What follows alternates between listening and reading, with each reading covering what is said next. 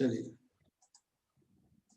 PDF थोड़ा ज्यादा पढ़ा कीजिए, ये बात तो सही है, हम लोग पढ़ते नहीं है, हिंदू भी इसी से पढ़ते हैं सारा कुछ, पीडीएफ सही नहीं, मतलब हार्ड कॉपी भी करनी चाहिए।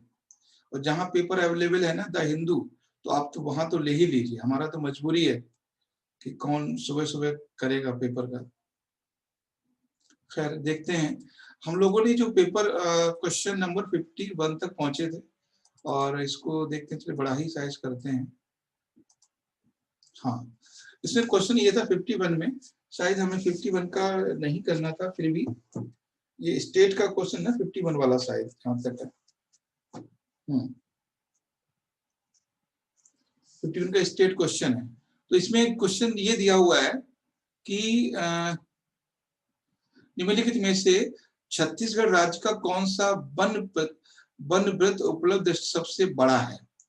अब देखो उसमें पूछा है छत्तीसगढ़ का है ये, है ना, तो बिलासपुर, सरगुजा, बस्तर, वन, रायपुर, जैसे मैं हूं तो मुझे तो आइडिया है कि कौन सा एरिया कहाँ पर है, क्योंकि ज्यादातर लोगों को नहीं आइडिया होगा कि बिलासपुर कहाँ पर है, सरगुजा कहाँ पर है, बस्तर कहाँ पर है, रायपुर कहाँ पर है। तो थोड़ा ये स्टेट का है, फिर भी आंसर तो कम से कम देख ही लीजिए। तो और वैसे आप लगाना भी चाहो ना, तो एक चीज मैं आपको बताता हूँ कि जो बस्तर वाला एरिया है ना, वो घना वन है। बस्तर सुना हुआ आपने, ट्राइबल कम्युनिटी के लिए बस्तर वन वृत्त। तो बस्तर हम अक्सर नाम लेते हैं क्लास में, तो जैसे छत्तीसगढ़ इस तरह से मान लीजिए है ना, इस तरह से, इसी तरह छत्तीसगढ़ है ना, लंबा लंबा ऐसा है कुछ फॉर्म में। तो जो साउदर्न वाला एरिया है ना, ये वाला, ये बस्तर एरिया है, यहाँ पर ये बस्तर एरिया है। तो अगर आप इसको देखोगे, थोड़ा समझने की कोशिश करोगे, तो अगर देखिए,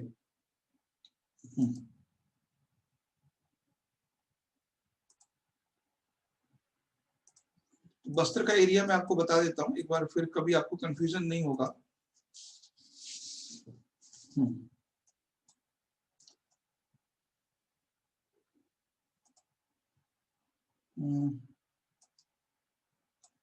हाँ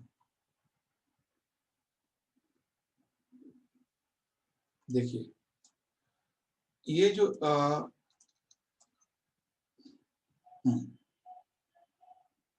ये तो दिख रहा होगा साफ आपको, देखिए ये जो है, ये छत्तीसगढ़ है, यहाँ से लेकर यहाँ तक, उसको समझिएगा, ये छत्तीसगढ़ है ना, इस तरह से कुछ है, इस तरह से ये, तो ये जो एरिया है ना, ये वाला, ये बस्तर एरिया है, यहाँ वाला ये बस्तर एरिया है।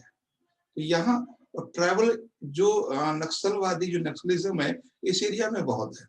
और दूसरा इन्होंने पॉइंट दिया था रायपुर, तो रायपुर इस एरिया में है, और बिलासपुर यहाँ पर एरिया में है। तो आप देखो रायपुर, देखो बहुत कॉमन सी बात है इसमें, कि आप कैपिटल, जैसे जो इसमें ऑप्शन था ये वाला बिलासपुर है, ये भी आपको पता है कॉमर्शियल रीजन है, पता है ना, बिलासपुर, बिलासपुर में सबसे ज्यादा सीमेंट होता है। तो जो एरिया मैंने कई बार बताया है आपको कि फॉरेस्ट वहां पर नहीं होंगे जहां पर इकोनॉमिक एक्टिविटी ज्यादा होती है, फॉरेस्ट वहां पर नहीं होंगे जहां पर वन ज्यादा है। तो ये दूसरी बात है रायपुर।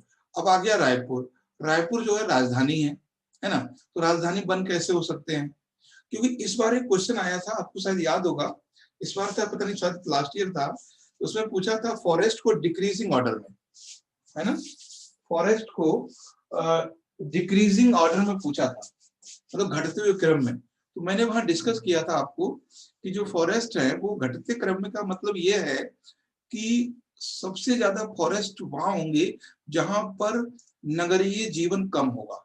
शायद आपको याद होगा, हमने ये बोला था सबसे ज्यादा वन, जैसे हम अगर बात करेंगे कि हम बात करें उड़ीसा और महाराष्ट्र, दिल्ली और हरियाणा, तो सीधी सीधी बात है, आप सीधे कंफर्म लगा सकते हो कि उड़ीसा में ही सबसे ज्यादा वन होंगे, क्योंकि हरियाणा भी कॉमर्शियल है, कृषि होती है, दिल्ली भी है, महाराष्ट्र भी है, अब उड़ीसा होगा। तो वैसे ही आप इसको यहाँ एलिमिनेट कर सकते थे कि बिलासपुर क्या है, ये कॉमर्शियल एरिया है, सीमेंट यहाँ बहुत ज्यादा होता है, और बिलासपुर को छत्तीसगढ़ की दूसरी राजधानी भी कहा जाता है, और रायपुर तो राजधानी है ही है। तो दो में कंफ्यूजन था, दो में आप लगा सकते हो कि यार ये जो ना, ये एरिया जो नक्सली बहुत ज्यादा है, बहुत चर्चा में रहता है, तो यही आंसर होगा। तो ये कुछ चीजें हैं जो आपको ज्योग्राफी से समझ सकते हैं। और नेक्स्ट है इसमें इकलामा लौह अयस्क क्षेत्र कहाँ पर है। तो बस सीधे सीधे आप इसको कुछ करना ही नहीं, बस रट ही लेना है। तो इकलामा जो है वो है कबीर धाम में। कबीर धाम, ये जो कबीर धाम है, लोकल का रहेगा उसको तो पता होगा, क्योंकि जब आप देखते हो, मैं आपको चीज बता दूं आपको, फिर आपको फ्यूचर में काम आएगी। जैसे मान लीजिए ये छत्तीसगढ़ है, तो ये एरिया नॉर्थ का है ना, ये एरिया नॉर्थ का है और ये एरिया साउथ का है, ठीक है, और ये एरिया बीच का है। तो एक बात आप याद रखना, जो पॉलिटिकली या कॉमर्शियल एरिया है वो बीच वाला है, ठीक है। यहाँ पर ज्यादा जो है माइनिंग है, जैसे भिलाई है, दुर्गापुर है, ये सब है, और कबीर धाम भी यहीं पर है। तो ये एरिया लौह अयस्क एरिया है और ये एरिया फॉरेस्ट एरिया है। तो जैसे ज्योग्राफी को समझता है, लोकल का, वो तो जानता है कि भिलाई में लौह अयस्क है, आयरन है। तो और कबीर धाम जो जिला है वो नॉर्थ में ही है, इसी रीजन में है ना। तो सीधे सीधे कोई भी कबीर धाम यहाँ आंसर लगा सकता है। और ये चीज आपके हमेशा काम आने वाली है एग्जाम में, इस पॉइंट को समझते रहिएगा। हालांकि कबीर धाम नहीं आएगा, इतना तो आएगा, जैसे मैंने बोला कि इस तरह से स्टेट फैला हुआ है, इस तरह से मान लीजिए है। तो ये वाला एरिया है वो खनिजों के लिए जाना जाता है, ये वाला एरिया है वो प्रशासनिक के लिए जाना जाता है, और ये वाला एरिया है वो वनों के लिए जाना जाता है। तो आप आराम से निकाल सकते हो। हाँ, कबीर धाम जानना जरूरी नहीं है, लेकिन बिलासपुर कहाँ पर है ये जानना जरूरी है, रायपुर कहाँ पर ये जानना जरूरी है, कबीर धाम नहीं जरूरी है, लेकिन बस्तर कहाँ पर ये जानना जरूरी है। नेक्स्ट क्वेश्चन देखते हैं।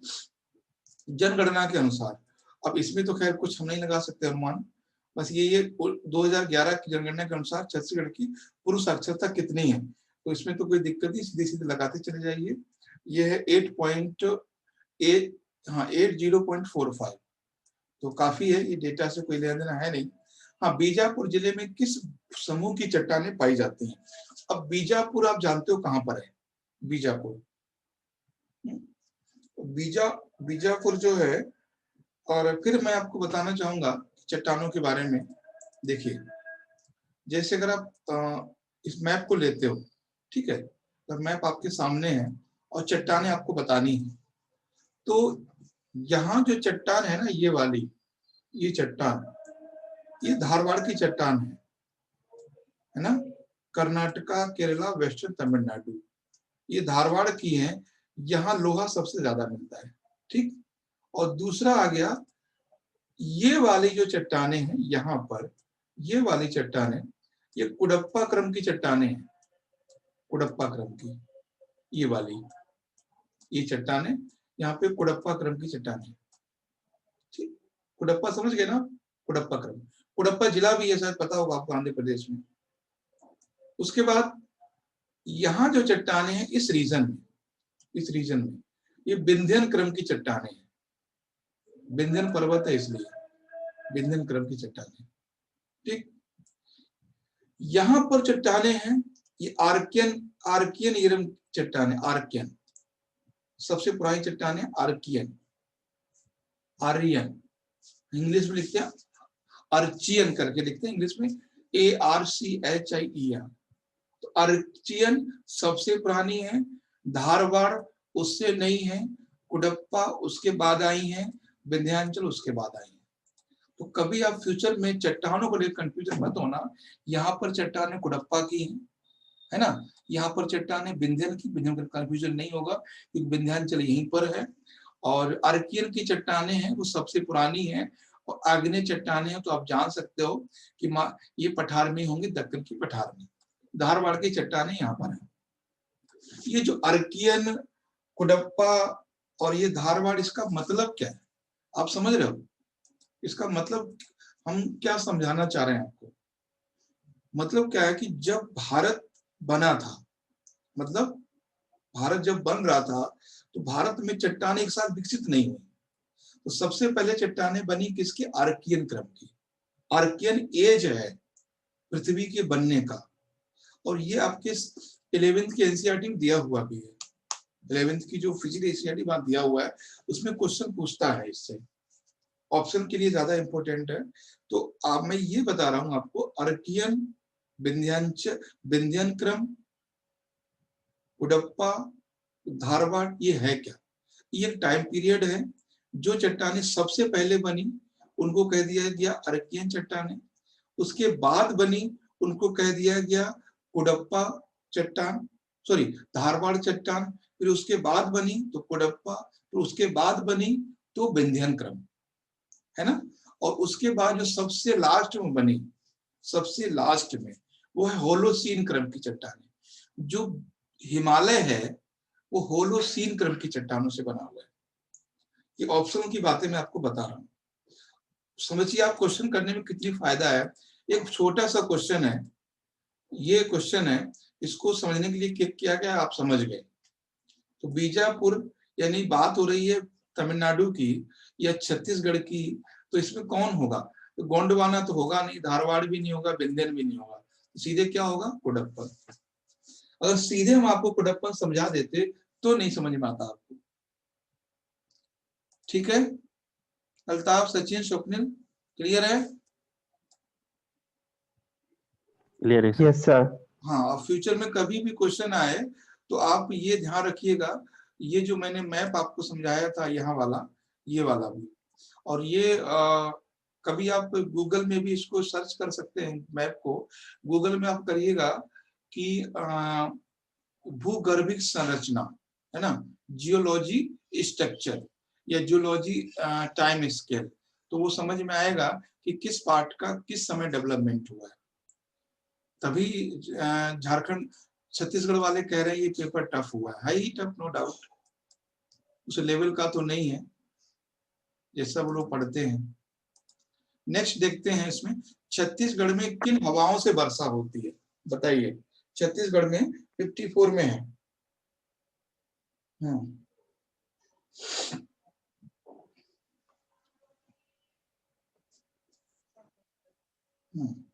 छत्तीसगढ़ में किन हवाओं से वर्षा होती है?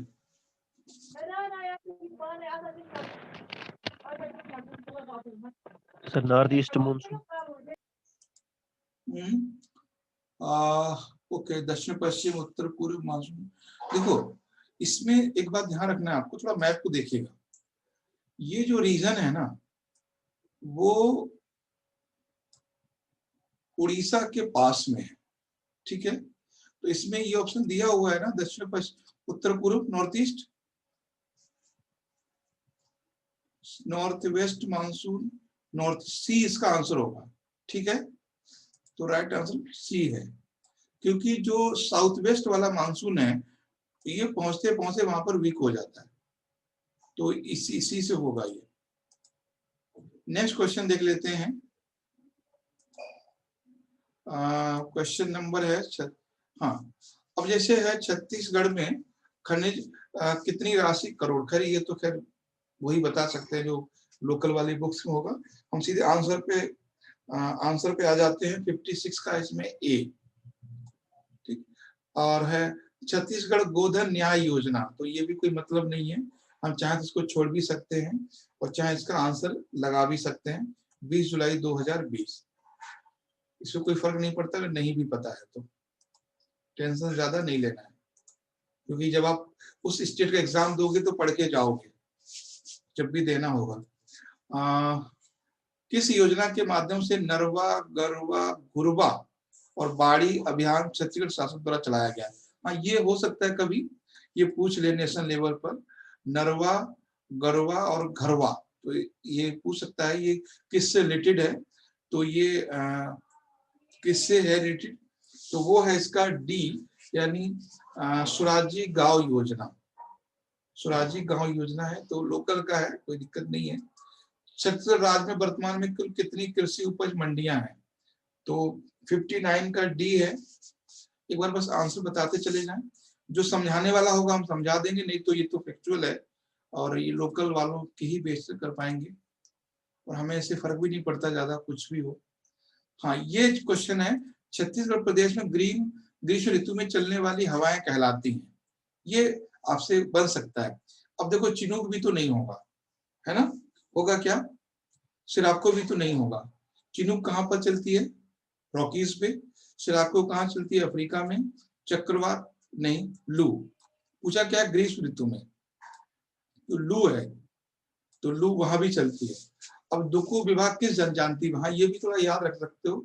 डुक्कू विवाह एक मैरिज है, डुक्कू किस किस ट्राइब्स में है। तो दो चीजें यहाँ पता चलेंगी आपको, एक तो ये कि डुक्कू विवाह किस ट्राइब में है, दूसरा ये पता चलेगा डुक्कू विवाह सो जो जो जो वो पर्टिकुलर ट्राइब है वो किस राज्य में है।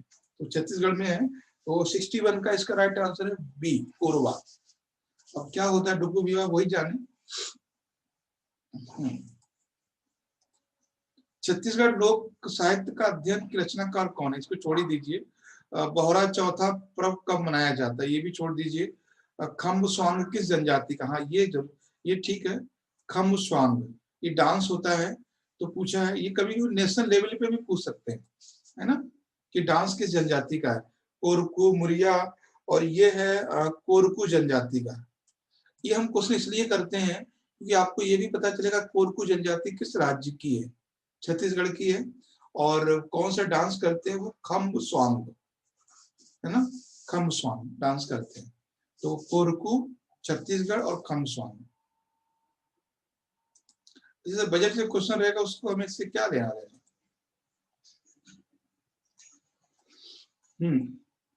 और नेक्स्ट देखिए यहाँ पे किस जनजाति में युवा गोधना को क्या बोलते हैं, youth dormitory of the which of the called गथुआ ना कहा जाता है।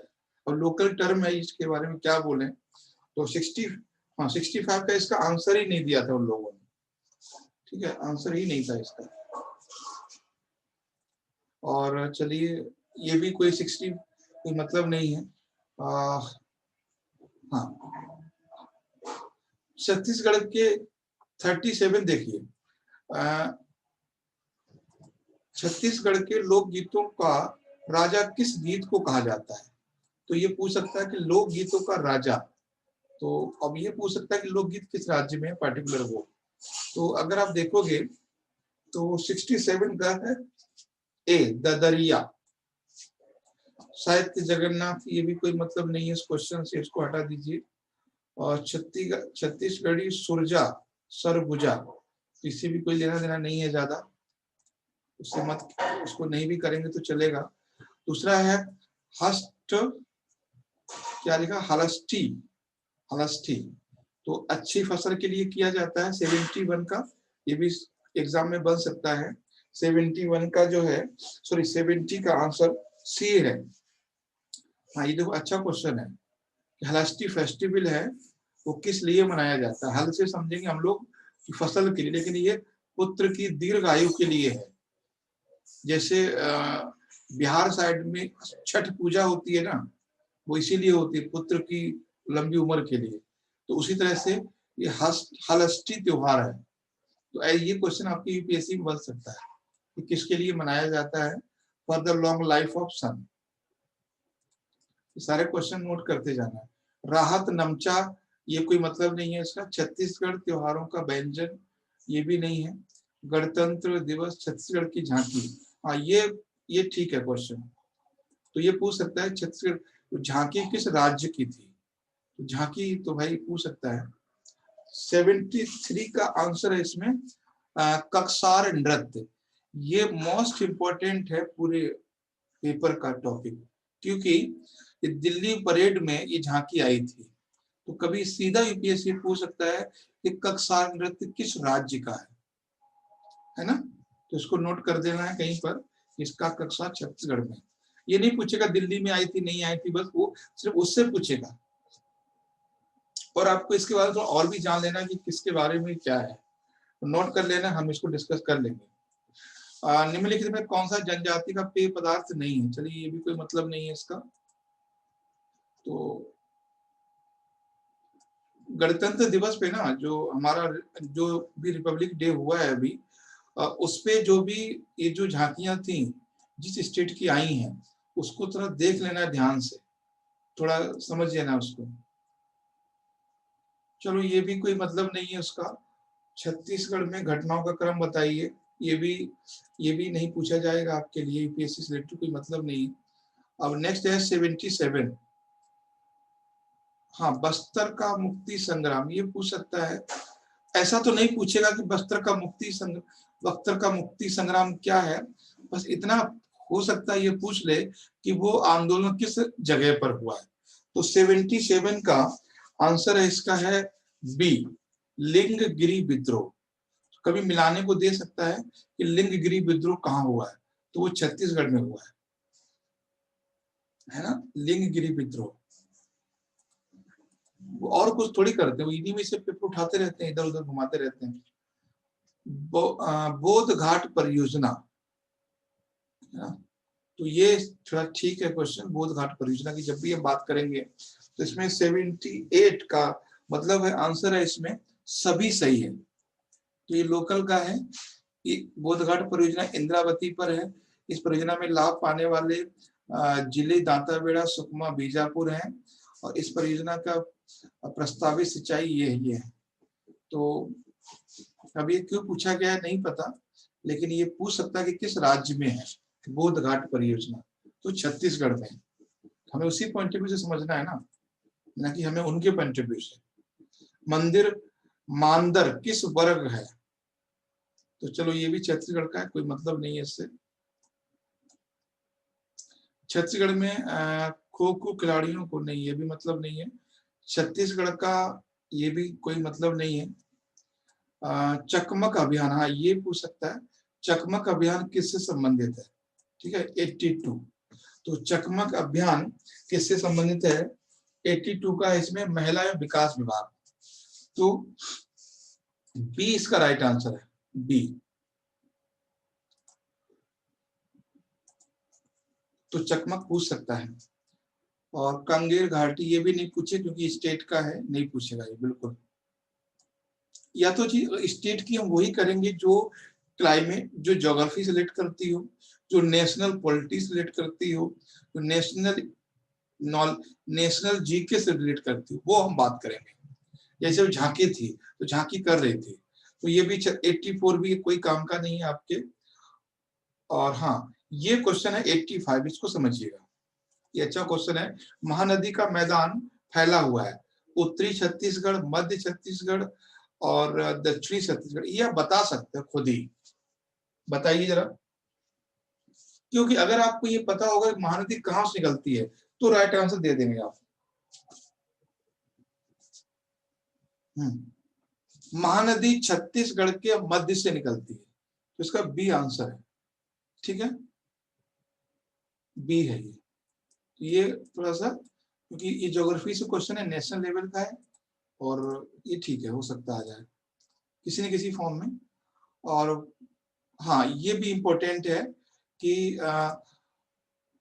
Information about found the Kuruspal inscription. जो कुरुसपाल शिलालेख है वो किस राजा का है, तो पहली बात है जो कुरुसपाल इंस्क्रिप्शन है वो किसका है ये पूछेगा, और कहाँ मिला है वो पूछेगा। कहाँ मिला ये तो समझ गए आप, ये छत्तीसगढ़ में।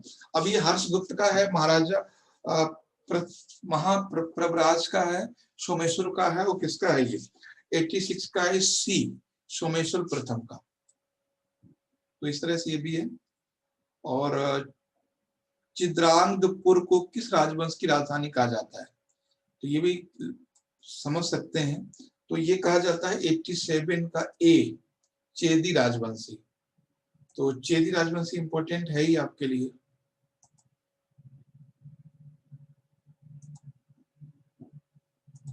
और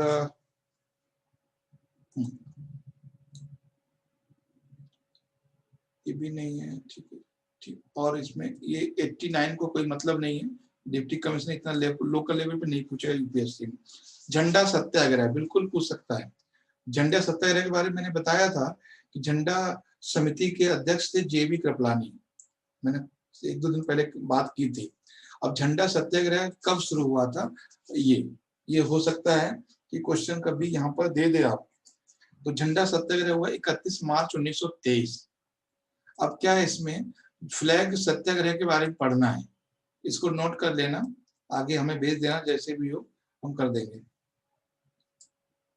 क्योंकि टॉपिक अगर आप नहीं कर सकते हो तो हमको जरूर भेजा कीजिए, ताकि हम उनको क्लास में शामिल कर पाए। और चलिए, ये तो मतलब नहीं है। अच्छा हाँ, 93 क्वेश्चन देखिए क्या है। छत्तीसगढ़ की लाल एवं पीली मिट्टियां, in which type of the following rocks have the red and yellow Chhattisgarh. तो लाल और पीली मिट्टियां जो है, रेड एंड येलो जो है, वो छत्तीसगढ़ की मिट्टियां किसकी हैं? ग्रेनाइट है, बेसाल्ट है, बलुआ पत्थर है, चूना पत्थर है। बताएं। ये बहुत आसान क्वेश्चन है, बहुत आसान है। सैंडस्टोन। सैंडस्टोन। देखिए क्या होता है ना, कि इसमें पूछा है जो मिट्टियां वो किसका पार्ट है। तो ये जो सैंडस्टोन है, इसको हम बोलते हैं, ये है ज्यादातर गुजरात में है, ठीक है। तो पूछा क्या, उसको समझिए। On which type of following rock have read and yellow soil Chhattisgarh developed. यानी छत्तीसगढ़ की लाल एवं पीली मिट्टियां निम्नलिखित किस तरह की चट्टानों पर विकसित हुई हैं? चट्टानों पर, तो वो ग्रेनाइट पे विकसित हुई है। ग्रेनाइट पे चट्टान पूछा है, ध्यान रखना है, चट्टान पे, तो इसका ए आंसर है, क्योंकि वहीं से विकसित हुई है। मैंने बोला भी था कि वेस्टर्न साइड से वो इरोजन होके आती है।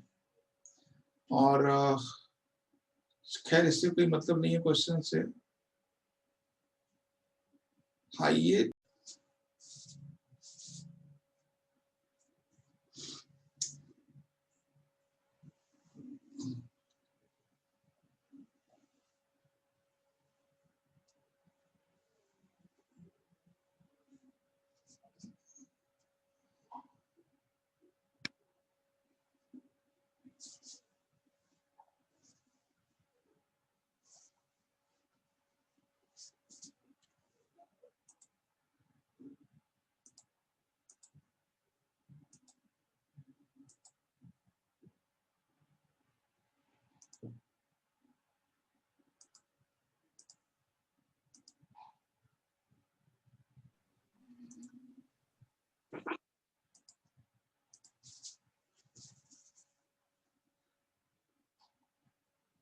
ठीक है, जुड़ गए सभी लोग? हाँ ठीक है। देखिए इसमें क्या था, मैं आपको बता रहा था कि जैसे इसमें ये पूछा है कि छत्तीसगढ़ में स्थानीय मिट्टियों को क्या कहते हैं। तो कभी आपसे ये पूछ सकता है कि कच्छार मिट्टी, जो कच्छार है वो क्या है। तो छत्तीसगढ़ में स्थानीय मिट्टी को कच्छार कहते हैं, और कुछ नहीं है, ज्यादा इसमें कुछ पूछेगा नहीं। तो ई पंचायत पुरस्कार में, तो इससे भी, ये भी लोकल का है, इससे भी कोई लेना देना आपका नहीं है। और निम्नलिखित में से छत्तीसगढ़ का कौन सा कृषि जलवायु क्षेत्र सबसे कम वर्षा वाला है? ये ज्योग्राफी वाला आप मिला सकते हो, तो थोड़ा दिमाग लगा सकते हो आप। सबसे पहला, छत्तीसगढ़ का मैदान, बस्तर का पठार, उत्तरी पहाड़ी क्षेत्र, उपयुक्त में से कोई नहीं। बताएं सबसे कम वर्षा वाला क्षेत्र कौन सा है? 98 का ये है। इसमें छत्तीसगढ़ का मैदान, यहाँ वर्षा कम होती है, प्लेन ऑफ छत्तीसगढ़। थोड़ा मैप देख के समझ जाना और क्या है ये। अब ये देखो कितना अच्छा क्वेश्चन दे दिया उन्होंने। Read the following statement carefully and choose the correct answer. तो इसमें से अगर ऐसे क्वेश्चन आते हैं तो समझ जाइए कुछ ना कुछ यहाँ पे आपको हिंट मिल जाएगा, है ना, कुछ ना कुछ हिंट मिलेगा। देखो Chhattisgarh get most of the rainfall south east monsoon. South east monsoon, दक्षिण पूर्व मानसून। दक्षिण पूर्व मानसून कौन सा होता है? होता है क्या? ठीक है, देखते हैं, आगे चलते हैं। अधिकांश छत्तीसगढ़ का अधिकांश भाग, the major part of Chhattisgarh lies temperate zone. ये तो एकदम गलत है, दूसरा वाला, है ना, टेम्परेट जोन में नहीं है। अब देख लीजिए, हो सकता है हमें मेहनत ना करनी पड़े। वही हो गया, आंसर क्या आ गया? सीधे बी। अच्छा, टेम्परेट समझते हैं ना, कौन सा एरिया है? ये ट्रॉपिकल में है छत्तीसगढ़। तो हमने क्या कहा, ऐसे क्वेश्चन बहुत आसान होते हैं, ये आप मैप से हो रहे हैं, आपके रटना ही नहीं पड़ेगा। टेम्परेट जोन का मतलब है वो एरिया जो हमारा कैमरा बंद है क्या? अच्छा, कैमरा बंद था मेरा, ठीक है। तो आप देखिए कि जो एरिया 44 से ऊपर के हैं, टेम्परेट का मतलब ठंडे प्रदेश, तो समझ गए आप। तो ठंडे प्रदेश का मतलब यह है कि ये दूसरा तो गलत है। अब जो गलत है उसको हटा दीजिए। ये देखो, दो यहाँ भी है तो ये भी नहीं होगा, दो दो यहाँ भी है तो ये भी नहीं होगा, दो यहाँ है तो ये भी नहीं होगा। सीधे आप आंसर पे पहुंच जाओगे आई इजिली। देखो, हमने इस क्वेश्चन को देखा नहीं था, लेकिन हमने ऑप्शन समझ के, ऑप्शन देख के बता दिया था कि ये क्वेश्चन आसान हो जाएगा। तो यही कॉन्फिडेंस आपको एग्जाम हॉल में बनाए रखना है ना। यही कॉन्फिडेंस कि क्वेश्चन बड़ा है तो इसका मतलब है कि इसमें कुछ ना कुछ ऐसा जरूर होगा जहां से हम पकड़ सकते हैं चीजों को, है ना, जहां से हम पकड़ सकते हैं। तो हमने आपको पढ़ने से पहले बता दिया था कि देखो ये क्वेश्चन बहुत आसान हो जाएगा, और हमने ये लाइन भी खींची थी इस तरह से, हमने इस वजह से कहीं ना कुछ यहाँ पे मिल जाएगा हमें ऐसा, जो हम कम से कम 50% में तो पहुंच जाएंगे फर्स्ट बार में, और हो सकता है हम पूरे पहुंच जाएं। तो वही हुआ कि दो हमें गलत मिल गया और फिर हम सारे हमने एलिमिनेट कर दिए। तो ये है। नेक्स्ट देखते हैं। खैर, ये तो किन 2 वर्षों में छत्तीसगढ़ की कृषि, और ये तो खैर लोकल का क्वेश्चन है। तो ये थे छत्तीसगढ़ के क्वेश्चन, बताएं, ठीक है। तो ठीक है सर। और जो आज का मेरा जो पीपीटी था, इसमें मैं आपको बता दूं, ज्यादातर हमने सेंटेंस राइट किए हैं। एक बार मैं आपको दिखा देता हूँ, पीपीटी आपको मिला होगा उसमें ऐप में, स्टडी मटेरियल आपको ऐप में ही मिलेगा, ठीक है। तो फिर लीक नहीं होगा, बात ये है। तो किधर गया वो, ये है, ये हिंदी में भी गया, इंग्लिश में भी गया। इनका सबका आंसर राइट है, केवल एक को छोड़ के। कल हमने बना के देखा था, देखें बन पाएगा कि नहीं। केवल एक इसमें हमने गलती की थी, एक सेंटेंस में थोड़ा सा चेंजिंग किया था, बाकी तो सब मैंने वैसे ही सारे राइट किए थे। और ये हाथी महोत्सव, ये हाथी महोत्सव जयपुर मनाया जाता है, ठीक है। बाकी सारे के सारे सेंटेंस सही है, ठीक है, सारे के सारे सेंटेंस सही है। तो ये लखनऊ की जगह पर जयपुर है, बाकी सारे सही है। समझ में आई आपको बात? तो ये जो आपका टेस्ट वाला था वो उस तरह से रहेगा, ठीक है। सचिन, कोई प्रॉब्लम? No problem sir. हाँ, तो आप ये जो टॉपिक आज का पेपर भी पढ़िए, और मेरा पर्पज ये आप पढ़े तभी वो हो पाएंगे, ठीक है। स्वप्निल, अल्ताफ, तो यही आपको कोशिश करेंगे आपको क्वेश्चन 9 बजे तक मिल जाए रात में, ताकि आप लोग कर लो 12 बजे तक सोने से पहले।